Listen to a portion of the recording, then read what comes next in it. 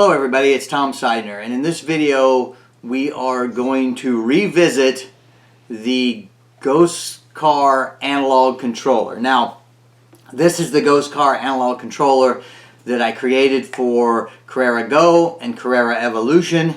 I made a video about this. If you want to be able to make one of these work great. You can make one, watch my other video. I'll put a link in the description to the other video about this, and if you're using Carrera Go or Carrera Evolution, this works great. I've tested this for hours on Go and Evolution. I even ran this for 2 hours. Here's an example where I just let this run for 2 hours. This never got warm, it never got hot. I never had any problems with it. It still works great. But I now have a Polycar 4-lane track, and I tried to make this for my Polycar 4-lane track, and I started having all kinds of issues. The potentiometers were burning out and it just wasn't working. So I had to start looking into why it wasn't working, and that's why we're going to make this video. And in this video I'm going to show you why this doesn't work on the Polycar track and what you can do to make an auto ghost car for your Polycar track that doesn't use this. Okay, so let's talk real quickly about how the Polycar track system works as far as power and control and all of that stuff. So first of all, the Polycar track system uses a stereo plug, there you go, to send power through this plug and back to the track in order to alter the speed of the car. Okay. So let's take a look at this plug real quick. This is a 3-wire system. I'm assuming this is the same for all 3-wire systems. This is the only 3-wire system I own. So I'm making the assumption that they are common in that retrospect. So this is called your tip. First thing you see here, that's your tip. And then these are called your rings. And this is a stereo plug. So you've got your tip, your first ring, and your second ring. And here in the Polycar, this first ring is your power out. So this is your power from the power source back to your controller. So this is the power coming to your controller.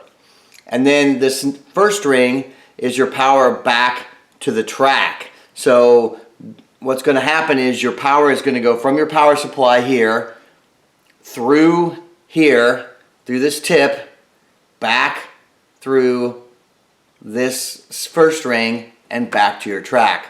Now this is how you alter the movement of the car, because you regulate the power that's going from the tip to the first ring back to the track, and that is how you speed up or slow down the car.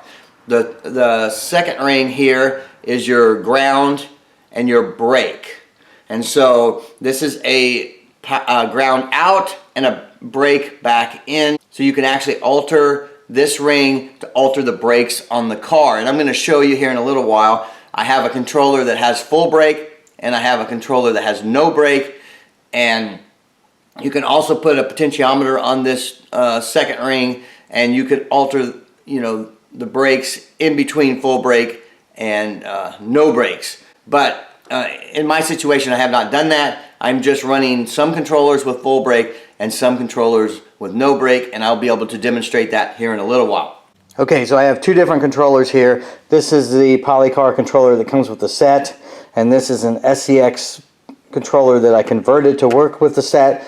This controller has the yellow wire or the second ring connected inside, and it gives it full brake. And this one, I did not connect the yellow wire or the second ring and has no brake.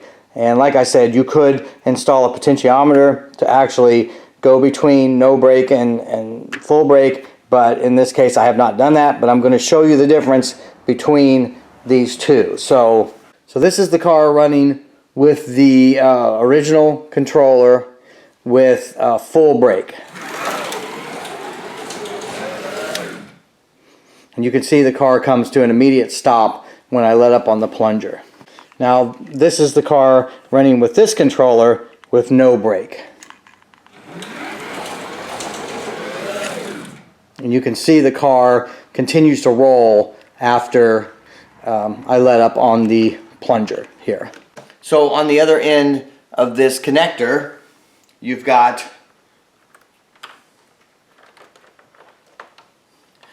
3 wires. So this is a wire that I made. This has the stereo phono plug on one end and the wires just coming out the other end so I can test things. And this tip is the red wire. The first ring is the black wire, and the second ring is the yellow wire. So what's going to happen is, just to explain it from here, is the power is going to go through this tip to this red wire. We're going to manipulate the power, send it back through this black wire, and then if we need a ground, we can get it off of the yellow wire, or if we want to manipulate the brakes, we can manipulate that back through the yellow wire. Now, for the auto car, the 2 wires that we care about are just the black and the red. We don't really care about the yellow at all because the auto car is not going to be braking. We don't really care about that, and so we won't be dealing with this when it comes with working with the auto car. Now, one thing to note about the Polycar Track is that the ground on the Polycar Track is shared amongst the lanes, the lanes on the track. Now, we've got, in this situation, we've got 4 lanes, and these 2 lanes have an independent power supply, and these 2 lanes have an independent power supply, so the ground is not shared between these. But the lanes that share a power supply, as in this case 1 and 2 here, both of these grounds are shared. This provides a unique problem when it comes to making an auto car, which we're going to see later. So the grounds are shared, and then each track has an independent positive feed which goes out to the connector for that individual track. I can demonstrate this with my meter using a continuity tester. So this is on continuity, and if I put these together, you can hear that noise. That means that there's a connection between this red wire and this black wire. Now, if I put my wires on the negative track, you can see that there's a connection between these negative tracks. So these negative tracks are not independent of each other. They share a common ground between them. So if you alter the negative side of the track, you're going to have to alter both sides of the track because they're shared. Now, if you notice the positive sides of this track, and these are the positives, this side of the track, you're going to notice that they are not shared. You see, there's no continuity between the positive sides of this track, because in this Polycar track, the thing that alters the speed of the car is the positive side and not the negative side. You wouldn't be able to independently change the speed of a car on the negative side because they're connected together, but on the positive side they are not. So now, to demonstrate that the positives are independent, then what we're going to do is we're going to put our meter on this black line, which is going back to the track, and you can see that the positive on this lane is connected to this black wire on this connector, and the positive on this lane is not. You see that? So we've got positive continuity, no continuity. Now, if I switch the connector to the other lane, and I put it on the black, now I have connectivity on this lane, as you can see, and no connectivity on this lane. So that's how it determines which lane is connected to which connector on the power unit. Now, this is important because this is only on the positive side.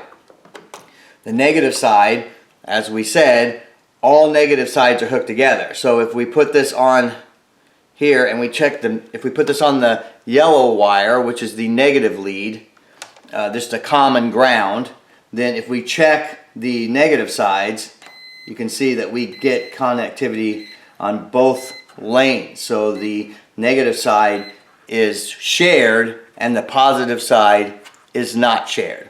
So that's pretty much how the power usage for the Polycar Track works. It goes from the power supply here, the negative goes to both lanes on the track, and then the positive goes to one lane on the track. In fact, the positive comes out of here, goes into the controller, back out to one lane.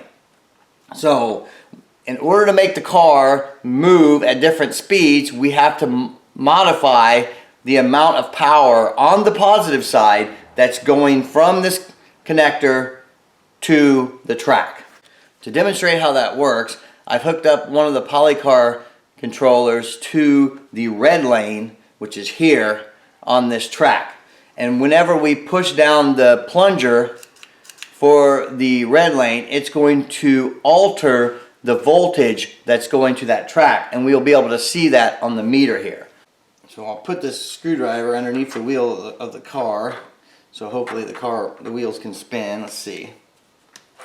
Yeah, so now the wheels can spin. So now there's a load on the track, which will make my meter way more accurate.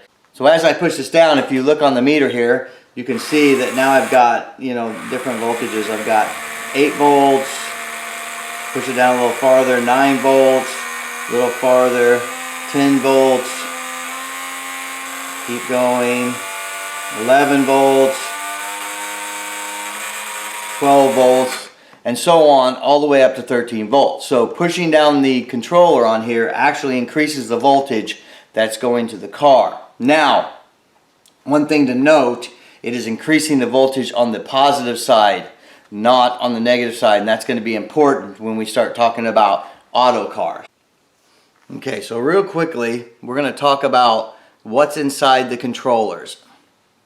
This is a Polycar controller, and I know this is going to be hard to see, but you can see that there's a pretty robust rheostat inside of this controller. You've got this flapper, which is a pretty good sized brass piece here that runs across this rheostat, and as it plunges down, reduces the amount of resistance as it gets closer to the actual wire here.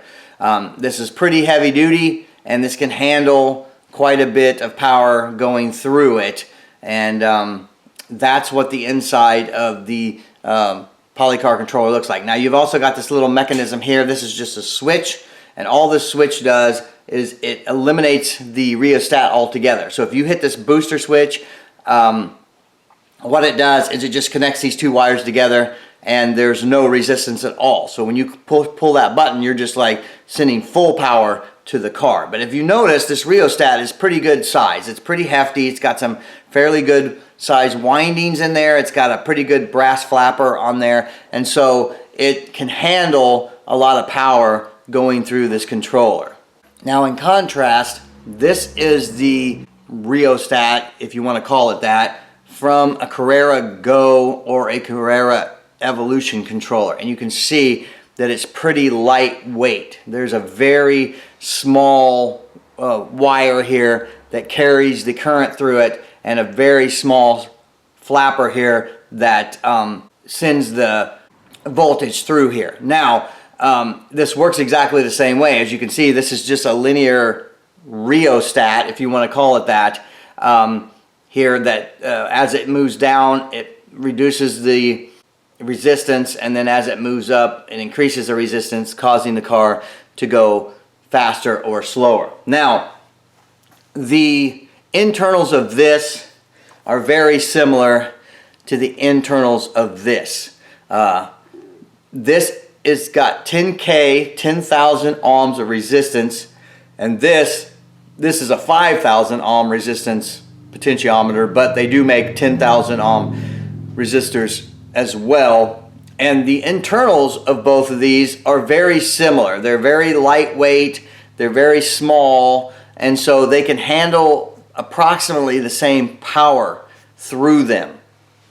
And this is why the Carreras, the Goes, and the Evolution will work with these small potentiometers when you make an analog ghost car controller with the potentiometers. If you watch my other video, I use these potentiometers to make a ghost car controller for my grandson's Go Track, and I've also tested this on the evolution track. In fact, this video here shows me running this potentiometer on an evolution track for 2 hours, and it never got hot and it never had any problems. It just ran and ran and ran.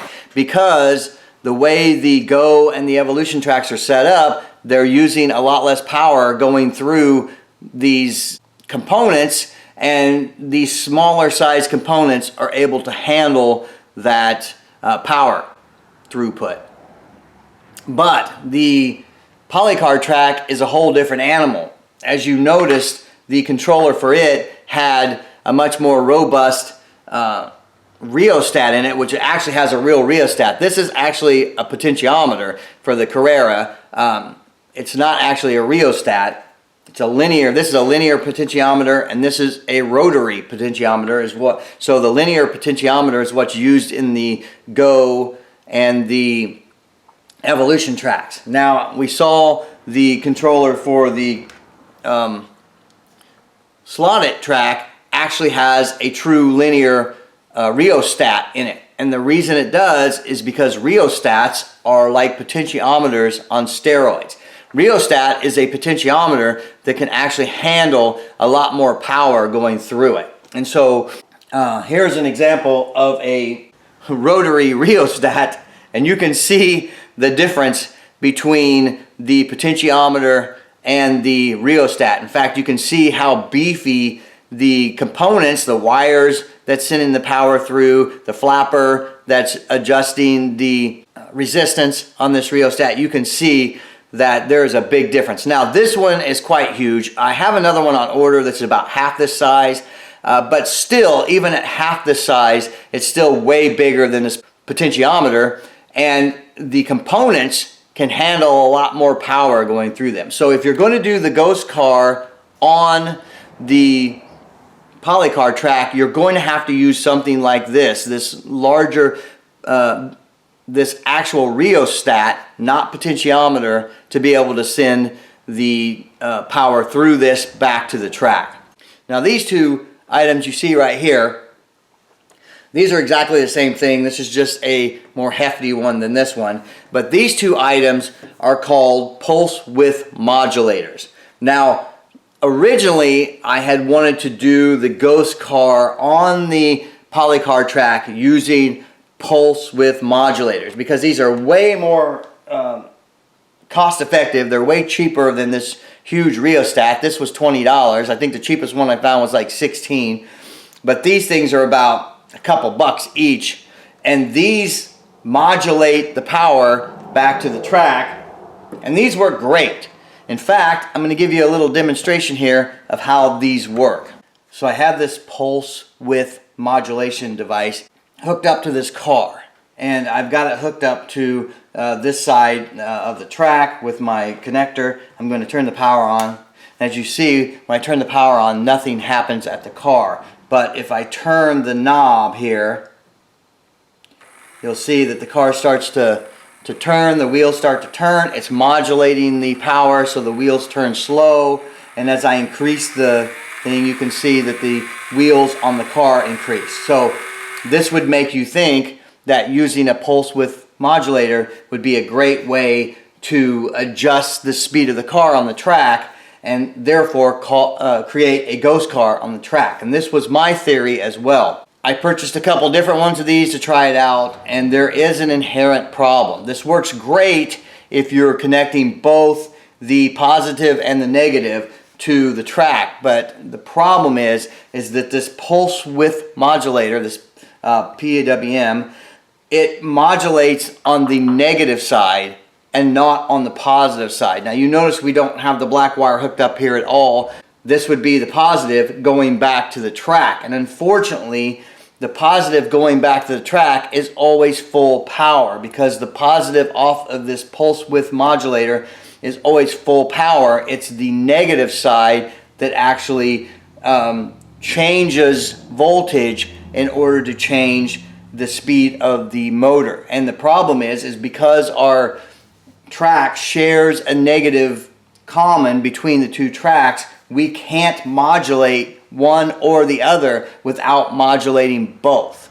So what we really need is a pulse width modulator that modulates on the positive side. Now I know they make these, but I can't find one, and I can't find anything when you buy these that says whether or not they modulate on the high side or the low side. And both of these modulators here that I purchased modulate on the negative side or the low side.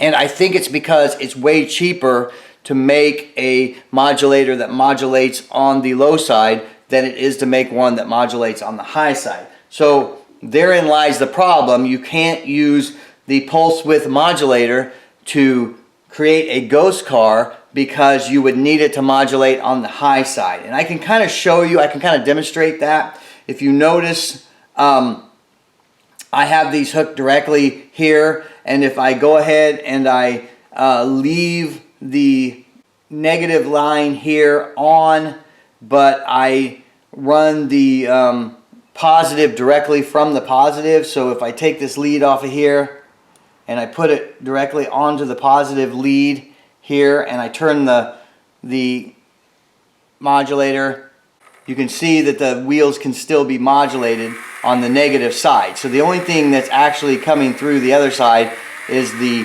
negative, and it's actually modulating the motor. See that? It's changing speeds as I change the dial. That's because it is modulating on the negative side. But if I hook the positive side up, I put the negative to a static negative over here, you can see the wheels go at full blast no matter where the knob is on the modulator. So that shows you that the modulation is happening on the negative side and not on the positive side.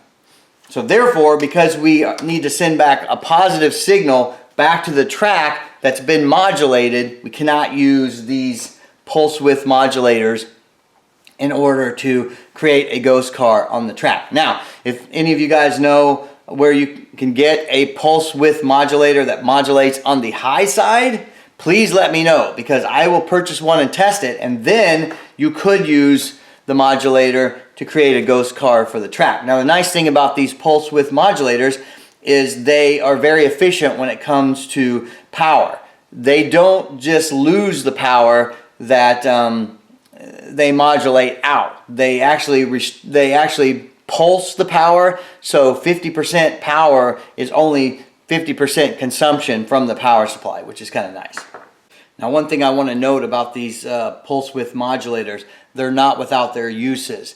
These pulse width modulators would be great to use if you were going to create a rolling road or a tire truer or something of that effect, where you could wire up both sides of the track to these terminals. You could then send a modulated voltage to a piece of spare track or something where you could adjust the speed of the wheels by turning this knob.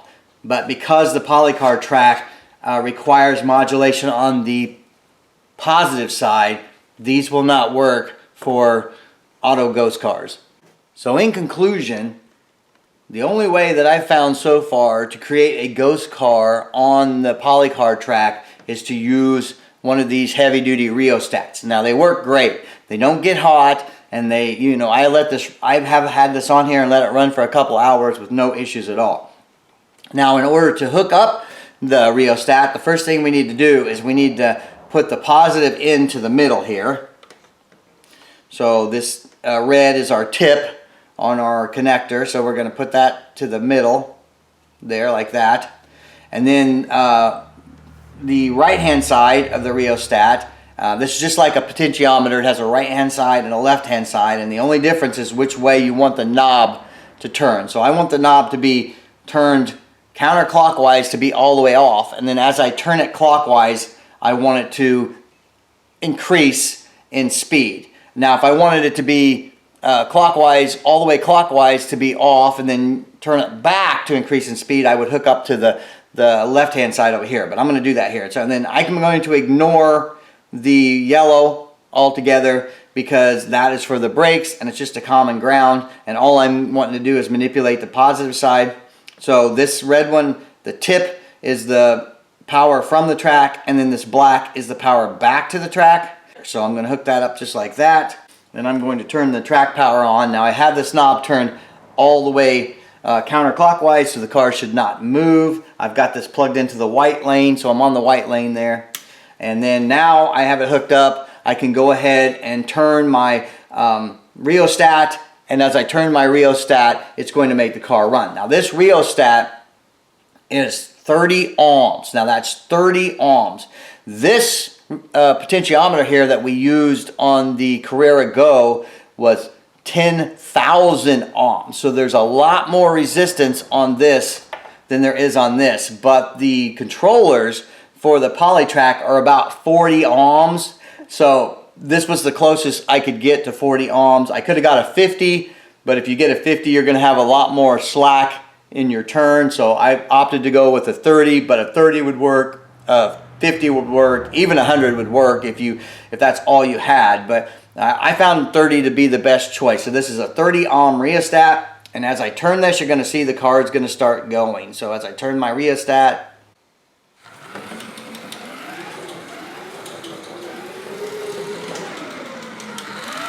and as I turn my rheostat more, I can send more and more power to the car and make it go faster and faster.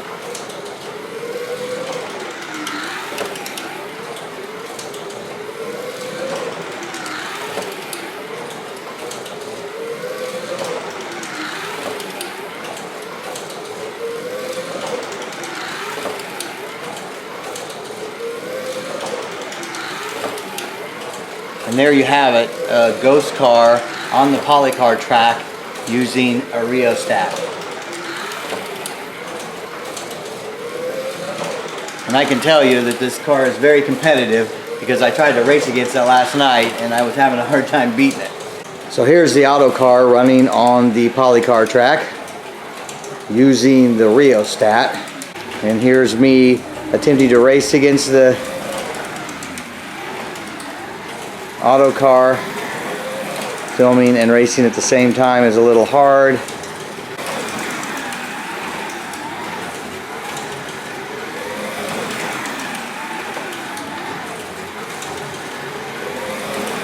You can feel the bottom of the rheostat. It's perfectly cool. It's not getting hot in any way like these potentiometers. When I tried to use the potentiometer would get hot and then eventually would burn out. So I hope you enjoyed this video. I will put links in the description of this video to the original video. I will also put links in the description to the parts that I used in this video in case you want to purchase any of those from Amazon. I get a small percentage if you purchase through my links. If you're in another country, I don't get a small percentage, I don't think, but use my links anyway if it helps you at least get to the items that you need in your country. I hope this helps. I am able to run an auto ghost car on my Polycar Track now, and it's very competitive. I was racing against it last night, and I was hard-pressed to beat it, to be quite honest with you, so it works quite well. So I hope this helps. I hope you enjoyed this. If you guys like videos like this, like and subscribe, hit that notification bell so that you'll be notified when I make more videos like this. And until I see you guys again, happy racing.